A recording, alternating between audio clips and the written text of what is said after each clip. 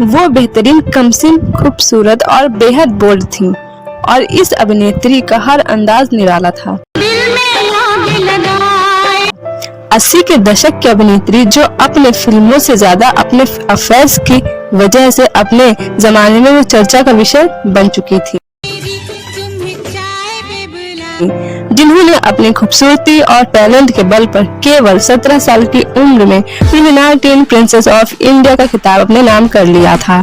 लेकिन क्या आपको यह पता है कि फिल्मों में आने के बाद कई बड़े बड़े अभिनेताओं से इनके रिश्ते रहे और जब जब इनका दिल टूटा तब पढ़ने का बहाना लेकर फिल्मों से ब्रेक लेकर विदेश चली जाया करती थी।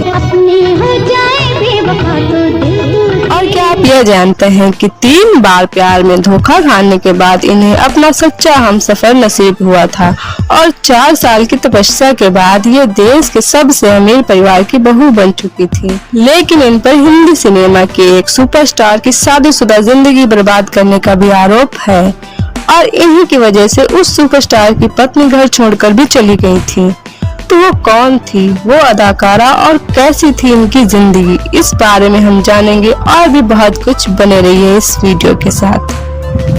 80 के दशक की बेहद बोल्ड खूबसूरत अभिनेत्री टीना मुनीम, जिनके अभिनय से ज्यादा उनके अफेयर्स के चर्चे रहे, और हम बात करेंगे कि इनके टीना मुनीम से टीना अंबानी बनने तक के सफर के बारे में। दरअसल टीना मुनीम की एक तस्वीर अखबार में देवानंद जी ने देख ली थी और देवानंद जी ने टीना मुनीम को अपनी फिल्म देश परदेश में लेना चाहा। हालांकि टीना ने एक्टिंग का कोर्स तो नहीं किया था, तो जाहिर सी बात है कि ये जिम्मा भी देवानंद जी के सर पर ही आ गया और फिर दोनों की कड़ी मेहनत के कारण देवानंद जी की फिल्म देश परदेश ने बॉक्स ऑफिस पर धमाल मचा दिया था और इस फिल्म का असर सिनेमा घरों में कई हफ्तों तक बरकरार रहा और टीना मुनीम जी को एक के बाद एक फिल्मों के ऑफर आने लगे थे। फिर इनकी आई दूसरी फिल्म कर्ज, जो यह फिल्म इनकी हिट फिल्म ही रही थी और इसके बाद इन्होंने कई हिट फिल्में दी, जिनमें रॉकी, सौतन, पुकार, आखिर क्यों, भगवान दादा, जिगर वाला ये फिल्में शामिल हैं। इन्होंने अपने फिल्मी करियर में कई दिग्गज कलाकारों के साथ काम किया था और अगर अब इनके हम निजी जिंदगी के बारे में बात करें तो इनके अफेयर के लिस्ट में पहला नाम देवानंद जी का ही आता है, लेकिन इसमें भी प्यार एक तरफा ही था, इसीलिए यह रिश्ता चल नहीं पाया। दूसरे नंबर पर आता है संजय दत्त जी का नाम। दरअसल एक फिल्मी पार्टी में टीना मुनीम की मुलाकात संजय दत्त से होती है, जो बचपन के दोस्त रहते हैं और दोनों ने एक स्कूल से लेकर एक कॉलेज तक पढ़ाई की थी और फिर मिलने के बाद दोनों के बीच की दूरियां कम होती चली गई थी। तीसरे नंबर पर नाम आता है राजेश खन्ना जी का।